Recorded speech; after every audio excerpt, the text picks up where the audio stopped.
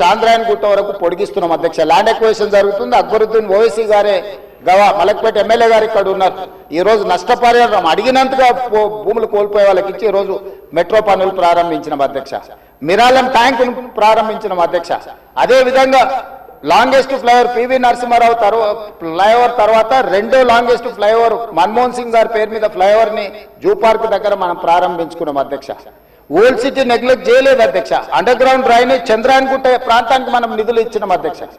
ఇవన్నీ కూడా పాత నగరాన్ని ఇది మన తలమానికము, మన యొక్క గొప్ప గౌరవము హైదరాబాద్ నగరం అని చెప్పి ఈరోజు హైదరాబాద్ నగరం మీద ప్రత్యేకమైన దృష్టి పెట్టి ఈ రోజు కార్యక్రమాలు తీసుకుంటున్నాం అధ్యక్ష. ఇక మళ్ళీ మూసీకి వస్తున్న అధ్యక్ష. ఈ మూసీని కేవలం మా మిత్రులు పాయల్ శంకర్ గారు అడిగారు, ఇది ఉత్త నీళ్ళే తీసుకొస్తారా, దీన్ని వ్యాపార కేంద్రంగా చేస్తారా? వారేమో ప్రశ్న అడిగారు. కొంతమంది ఏమో రేవంత్ రెడ్డి రియల్ ఎస్టేట్ బ్రోకర్గా మారిండు, రేవంత్ రెడ్డి రియల్ ఎస్టేట్ చేస్తాడని. అధ్యక్ష, రియల్ ఎస్టేట్ ఒక ఇండస్ట్రీని ప్రమోట్ చేసి ఇండస్ట్రీకి అవసరమైన వసతులు కల్పించడం అనేది ప్రభుత్వం యొక్క బాధ్యత. ఈ నగరం రియల్ ఎస్టేట్ విస్తరిస్తే పెట్టుబడులు వస్తాయి, పెట్టుబడులు వస్తే పరిశ్రమలు వస్తాయి, పరిశ్రమలు వస్తే ఉద్యోగ ఉపాధి అవకాశాలు వస్తాయి. ఈ రోజు ఎకానమీని మనం పెంచుకోవాలంటే, ఆర్థిక వ్యవస్థ బలోపేతం కావాలంటే, ఆ రోజు కూడా ఇట్లనే మాట్లాడిన డాక్టర్ వైఎస్ రాజశేఖర రెడ్డి గారు, అంతకంటే ముందు నేదురుమల్లి జనార్దన్ రెడ్డి గారు హైటెక్ సిటీకి మొట్టమొదటిసారి ఫౌండేషన్ స్టోన్ వేసినప్పుడు పి జనార్దన్ రెడ్డి గారు పట్టుబట్టి మొట్టమొదట ఫౌండేషన్ స్టోన్ హైటెక్ సిటీకి పడ్డది. పి జనార్దన్ రెడ్డి గారు ఎమ్మెల్యేగా ఉన్నప్పుడు, నేదురుమల్లి జనార్దన్ రెడ్డి ముఖ్యమంత్రి ఉన్నప్పుడు పివి నరసింహారావు గారు వచ్చి మొదట హైటెక్ సిటీకి శిలాఫలకం వేసింది వాళ్ళు. తర్వాత ఆగిపోయింది. ఆ తర్వాత చంద్రబాబు నాయుడు గారు వచ్చిన తర్వాత మళ్ళీ చంద్రబాబు నాయుడు గారు, అటల్ బిహారీ వాజ్పేయి గారు వచ్చి హైటెక్ సిటీ నిర్మాణం చేశారు. ఆ రోజు కూడా ఇదే ఆరోపణలు చేశారు అధ్యక్ష. ప్రభుత్వం రియల్ ఎస్టేట్ వ్యాపారం చేస్తుందా, ప్రభుత్వానికి ఏం పని ఉంది అని. కానీ ఇలా విస్తరించిన నగరం ఎక్కడొచ్చింది అధ్యక్ష? సైబరాబాద్ అని గొప్పగా ఎందుకు చెప్పుకుంటున్నాం? ఐటీ కంపెనీలు, ఫార్మా కంపెనీలు, global capability centres, data centres, ఇవన్నీ ఎక్కడి నుంచి వచ్చినాయి అధ్యక్ష? ఈరోజు ఫైనాన్షియల్ డిస్ట్రిక్ట్ నాలెడ్జ్ పార్క్లో ఎన్ని లక్షల మందికి ఉద్యోగాలు వచ్చినాయి అధ్యక్ష? ఈరోజు విస్తరించే నగరం అర్బనైజేషన్ అవుతుంది అధ్యక్ష. పట్టణ ప్రాంతాలు పెరుగుతున్నాయి, పట్టణీకరణ జరుగుతుంది. ఈరోజు 55% జనాభా పట్టణాలలో నివసిస్తున్నారు అధ్యక్ష.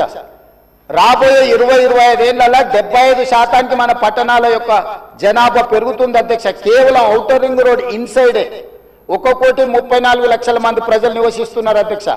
3,78,00,000 తెలంగాణ జనాభా ఉంటే ఔటర్ రింగ్ రోడ్ ఇన్సైడ్ మాత్రమే 1,34,00,000 మంది నివసిస్తున్నారు అధ్యక్ష. అంటే ఇక్కడ మోర్ దాన్ 1/3. టోక్యో ఒక సిటీలో తెలంగాణ జనాభా కంటే ఎక్కువ ఉన్నారు అధ్యక్ష. 4 కోట్ల మంది ఒక పట్టణంలో నివసిస్తున్నారు అధ్యక్ష. ఈరోజు ప్రపంచం అంతా పట్టణాల వైపు వేగంగా విస్తరణ జరుగుతుంది. దానికి తగ్గట్టుగా మనం నగరాలను అభివృద్ధి చేసుకోవాలి. అందులో భాగంగానే ఈరోజు వికసిత్ భారత్ ప్రణాళిక ఏంది? ఈరోజు అందుకోసమే మా ఆయన దుఃఖం చూడు, ఆయన బాధ చూడు, కడుపులో విషము ఎట్లా అంటే కడుపు నిండా విషయం. ఆ మూసీలో ఉన్న కాలుష్యానికంటే వీళ్ళ కడుపులలో అంతకంటే ఎక్కువ విషం ఉంది అధ్యక్ష. విషం జిమ్ముతున్నారు. మీరు మూసి కాలుష్యమే ప్రమాదం అనుకుంటున్నారు అధ్యక్ష. ఈ మనుషుల కడుపుల్లో ఉన్న విషయం మూసి కాలుష్యానికంటే ప్రమాదకరంగా తయారైంది అధ్యక్ష. ఏం నొప్పి అధ్యక్ష? నేను ఎవరినైనా విమర్శించిన అధ్యక్ష? నేను ఈ ప్రభుత్వం ఏం కార్యక్రమాలు చేపట్టబోతుందో సభలో సభ్యులు మాకు తెలవాలని అడిగినారు.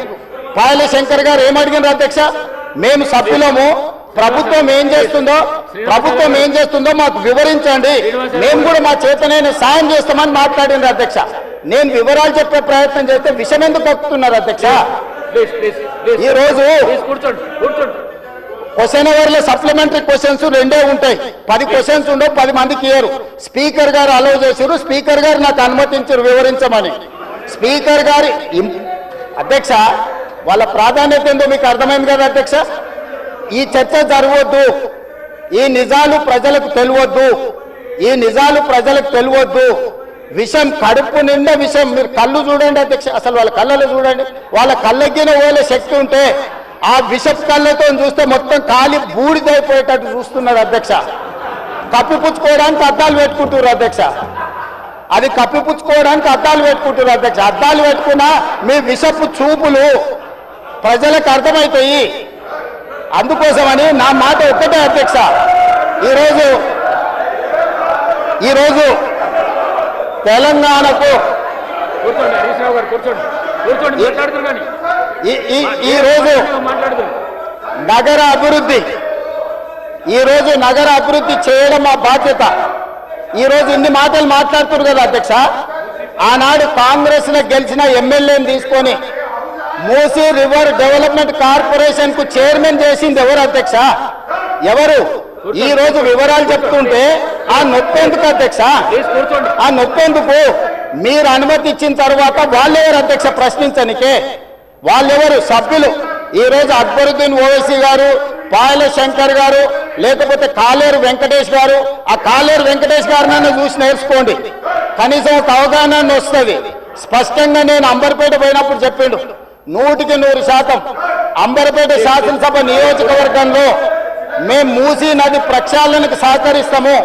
మా పేదలకు అందరికీ మంచి ఇండ్లు కట్టించండి, మా ప్రభుత్వ కార్యాలయాలు కట్టించండి, మా ప్రాంతాన్ని అభివృద్ధి చేయండి, నేనే ముందు బాగానే నిలబడి మూసీ నది ప్రక్షాళనకు సహకరిస్తానని అంబర్పేట ఎమ్మెల్యే కాలేరు వెంకటేశ్వర గారు ముందుకు వచ్చి బహిరంగంగా మైక్లో చెప్పిండు. నిన్నగాక మొన్న వచ్చి నన్ను కలిసి చెప్పిండు. ఆ పక్కనే ఉప్పల్ ఎమ్మెల్యే లక్ష్మారెడ్డి గారు వచ్చి కలిసి, సార్ మా ప్రాంతాన్ని అభివృద్ధి చేయండి, మూసీ నదిని ప్రక్షాళన చేయడం ద్వారా మా ప్రాంతానికి ఉపయోగపడుతుంది, మీరు చాలా మంచి పని చేస్తారు, మీరు వేగంగా ముందుకు వెళ్ళండి, మా వైపు నుంచి మీకు ఏం సహకారం కావాలని చెప్పి ఆ శాసనసభలో వచ్చి కలిసిరు అధ్యక్ష. ఇవాళ నేను ఒకటే అడుగుతున్నా అధ్యక్ష, ఈ రోజు మూసీ నది ప్రక్షాళన చేసుకుంటే ఈరోజు మూసీ నది ప్రక్షాళన మేము చేస్తున్నామంటే మీరు చెయ్యాలంటున్నా వద్దంటున్నా? ఒక్క మాటలో చెప్పండి. మీరు చెయ్యాలనుకుంటే ఏం చెయ్యాలో సూచన ఇవ్వండి, వద్దంటే మీ కడుపు మంట ఏంటో చెప్పండి, తెలంగాణ ప్రజలు నిర్ణయించుకుంటారు. అందుకే ఈరోజు మూసీ నది పరివాహక ప్రాంతాన్ని నైట్ ఎకానమీగా మారుస్తా అని చెప్పిన అధ్యక్ష.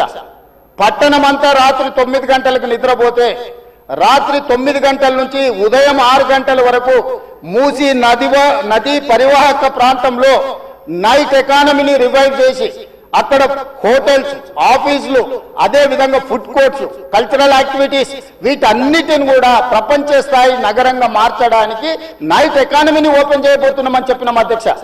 ఆ ప్రాంతంలో ఉన్న ప్రతి వాళ్లకు, నష్టపోయే వాళ్లకు అత్యధికంగా నష్టపరిహారం ఇచ్చి బ్రహ్మాండమైన కాలనీలు కట్టించిస్తాం అధ్యక్ష. ఈ రోజు వాళ్ళు ఏ పరిస్థితి లేనోళ్ళు, ఏ దిక్కు లేనోళ్ళు, సర్వం కష్టాలలో మునిగేటోడే మూసీ పక్కన పోయి ఇల్లు కట్టుకుంటాడు అధ్యక్ష. మూసీలో ఉండే దోమలు కానీ, కంపు కానీ, అక్కడ ఉన్న వాతావరణం కానీ, శవాలు కొట్టుకొస్తుంటే ఎవరైనా అక్కడ ఉండాలనుకుంటారు అధ్యక్ష? ఏ పేదోడైనా మీరు చెప్పండి అధ్యక్ష.